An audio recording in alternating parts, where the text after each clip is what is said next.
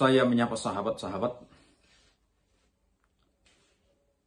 Saya ingin mencoba memberikan ulasan hukum, sahabat, terkait viralnya diskursus hukum, dalil-dalil hukum, dan teori-teori hukum yang digunakan para pihak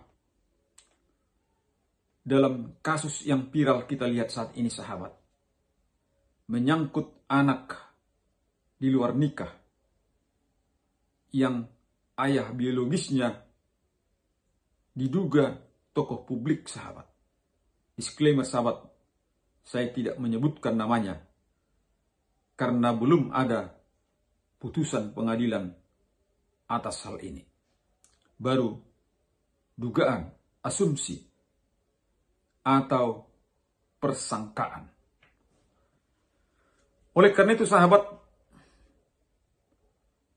opini hukum atau pendapat hukum yang saya sampaikan ini adalah mencoba melihat persoalan ini dari perspektif hukum, agar ada solusi jika di kemudian hari ada persoalan-persoalan yang sama yang mungkin terjadi dan mungkin ada di tengah-tengah sahabat-sahabat saya pengacara Batak Tebak Langsung. Karena itu, sahabat, pendapat ini saya hadirkan untuk pengetahuan hukum semata dan cara praktis apabila sahabat atau keluarga sahabat pengacara Batak Tebak Langsung melihat ada peristiwa yang mirip, hampir sama dengan apa yang menjadi perdebatan publik saat ini. Kita melihat, sahabat, bahwa ada yang mendalilkannya, yaitu ibu dari anak di luar nikah. Namun ada yang membantahnya dari yang diduga, bahkan melalui kuasa hukumnya. Karena itu, sahabat, ada pula pendapat pakar-pakar hukum yang mengatakan bahwa bahkan praktisi hukum yang kondang mengatakan bahwa untuk membuktikan itu harus melalui tes DNA. Dalam kaitan ini, sahabat, pengacara Batak Tebak Langsung tidak membantah pendapat-pendapat yang disampaikan oleh praktisi hukum. Namun saya mencoba memperdalam dan memperluas apa yang disampaikan ini. Sahabat-sahabat, saat ini menjadi persoalan adalah belum ada pengakuan dari ayah biologisnya. Dan tuntutan diharapkan oleh ibu biologis dan ayah biologis untuk mengakhiri persoalan ini dan untuk membuat persoalan ini terang dan untuk membuat persoalan melindungi anak di luar nikah ini menjadi jelas dan terang di kemudian hari. Haruslah melalui adanya tes DNA.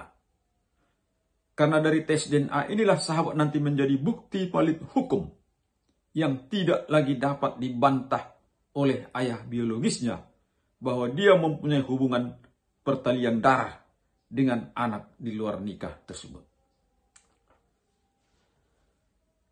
Jika itu tidak bisa dilakukan, sahabat, dengan niat baik dan cara kekeluargaan, maka perlu dilakukan menempuh upaya mengajukan gugatan di pengadilan negeri, agar dalam gugatan itu ibu biologis meminta tergugat yang dianggap sebagai ayah biologis untuk melakukan tes DNA demi kepentingan hukum dari anak di luar nikah.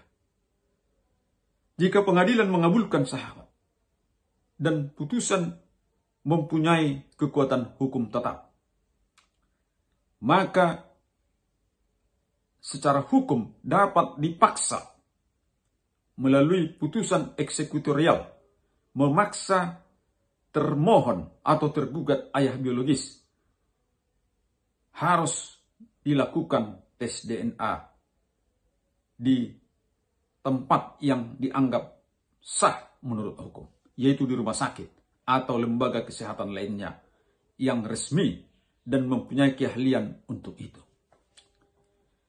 Bagaimana sahabat jika hasilnya terbukti? Maka jika hasilnya terbukti sahabat, akan menimbulkan konsekuensi hukum. Menyangkut hak kewarisan atau menyangkut hubungan hukum keperdataan terhadap ayah biologisnya dan keluarga ayah biologisnya. Artinya sahabat, anak ini tidak lagi hanya semata-mata mempunyai hubungan biologis atau hubungan keperdataan dengan ibu kandungnya dan dari keluarga ibunya. Tetapi dia akan diberikan oleh hukum, hubungan keperdataan dengan ayah biologisnya dan dengan keluarga ayah biologisnya. Walaupun dia tidak anak yang sah dari perkawinan berdasarkan Undang-Undang Nomor 1 Tahun 74. Apa rujukannya sahabat? Maka rujukannya sahabat untuk menyatakan ini adalah putusan MK. Ini sahabat, ada putusan MK di dalam putusan nomor 46 garing PUU strip 8 Romawi garing 2010. Saya bacakan sahabat karena ini amar putusan, agar tidak keliru dan tidak salah saya harus membacakannya. Dalam amarnya atas pasal 43 ayat 1 Undang-Undang Nomor 1 Tahun 74 menyatakan, anak yang dilahirkan di luar perkawinan hanya mempunyai hubungan perdata dengan ibunya dan keluarga ibunya, tidak memiliki kekuatan hukum mengikat. Tidak mengikat lagi sahabat, sepanjang dimaknai menghilangkan hubungan perdata dengan laki-laki yang dapat dibuktikan berdasarkan ilmu pengetahuan dan teknologi dan atau garing alat bukti lainnya menurut hukum. Sehingga putusan itu harus dibaca, atau pasal 43 itu harus dibaca dan dimaknai menjadi anak yang dilahirkan di luar perkawinan mempunyai hubungan perdata dengan ibunya dan keluarga ibunya, serta dengan laki-laki sebagai ayahnya yang dapat dibuktikan berdasarkan ilmu pengetahuan dan teknologi dan garing atau alat bukti lainnya menurut hukum, mempunyai hubungan darah termasuk hubungan perdata dengan keluarga ayahnya. Oleh karena itu sahabat, berdasarkan putusan inilah sahabat, maka dia menjadi ahli waris dari ayah biologisnya. Putusan ini sahabat memberikan rujukan kepada pasal 863 KUH Perdata. Hak dari anak di luar nikah ditentukan dalam 4 golongan sahabat berdasarkan pasal 863 KUH Perdata. Pertama sahabat, sepertiga bagian dari ahli waris golongan pertama.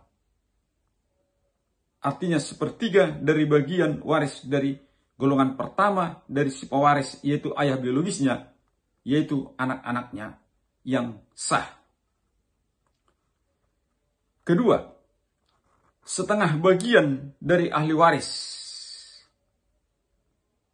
golongan 2 dan golongan 3 jika golongan 1 tidak ada sahabat. Setengah bagian dari golongan 2, yaitu ayah dan ibu si pewaris atau bapak biologis, dan dari saudara-saudara biologis dari si pewaris. Bagaimana jika golongan 1, golongan 2, golongan 3 tidak ada sahabat? maka hak bagian dari anak luar nikah 3/4.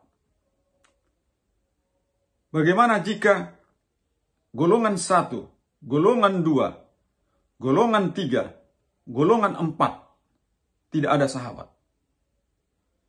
Maka bagian waris dari anak di luar nikah seluruhnya harta peninggalan dari ayah biologisnya. Inilah sahabat maksud dari putusan MK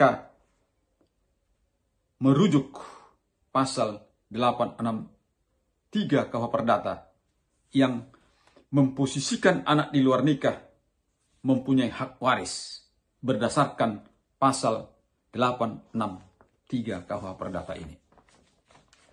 Sehingga dengan demikian sahabat, maka apa yang ditentukan di dalam undang-undang perkawinan sebelum putusan MK dan apa yang ditentukan dalam ketentuan hukum Islam dikesampingkan berdasarkan putusan MK ini, sekalipun ayah biologisnya beragama Islam. Dan demikian pula berlaku bagi ayah biologis yang bukan beragama Islam.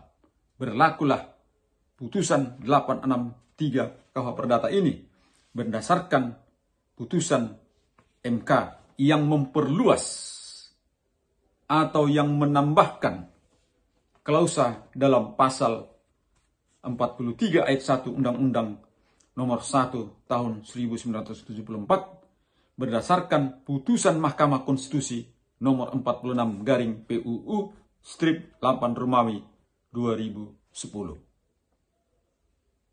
Demikianlah sahabat pendapat saya ini saya sampaikan kepada sahabat. Karena persoalan-persoalan anak di luar nikah akan terus berada dalam sepanjang sejarah manusia. Dan saya ingatkan kembali sahabat bahwa anak di luar nikah bukan hanya anak yang diperoleh di luar perkawinan sahabat. Yang dalam perspektif hukum Islam disebut anak haram atau anak zina. Dalam perspektif hukum barat disebut anak di luar perkawinan yang resmi. Bahwa ada anak-anak di luar nikah di luar ini sahabat. Yaitu anak yang diperoleh karena hasil pemerkosaan. Yang kedua. Yang ketiga, anak yang diperoleh dari hasil persetubuhan atau perkawinan, persetubuhan di luar nikah karena adanya pertalian darah. Sehingga sahabat dilarang untuk melakukan pernikahan karena ada pertalian darah. Misalnya anak yang diperoleh dari hubungan di luar nikah antara ayah dan anak perempuannya, atau antara ayah dengan anak laki-laki atau anak perempuan dari anak laki-lakinya. Yang sering disebut sahabat perkawinan atau hubungan luar nikah karena adanya hubungan pertalian darah, maka perkawinan itu tidak dapat dilangsungkan.